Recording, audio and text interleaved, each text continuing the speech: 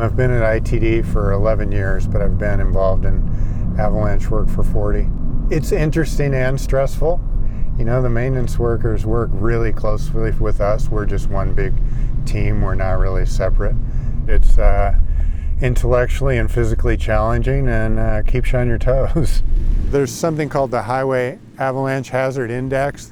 There's 3 highways in the United States rated very high, which is the top of the scale, and this is one of them. So that peak there we call Canyon Creek Peak, and our highest weather station's on the summit of that.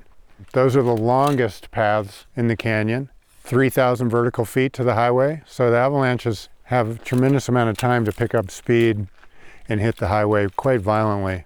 We measured this with the GPS and it was 62 feet deep. You can't really tell now. We've whittled it away for a few days, but this took a while to get through. You can see there's so much timber in it.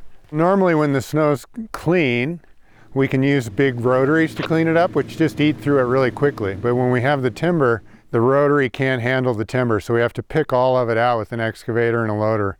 I mean, this road provides tremendous recreation opportunities and provides access to services in Boise for the communities along the corridor from Stanley to Missoula.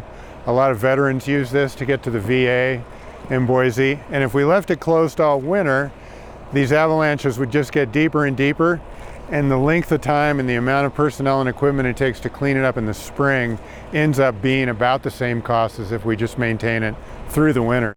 This is an avalanche path above us here that's 1,700 vertical feet. So at some point during this 8-day storm, this released, came down here, tore the railing off the bridge, threw a lot of the railing up on the other side of the hill.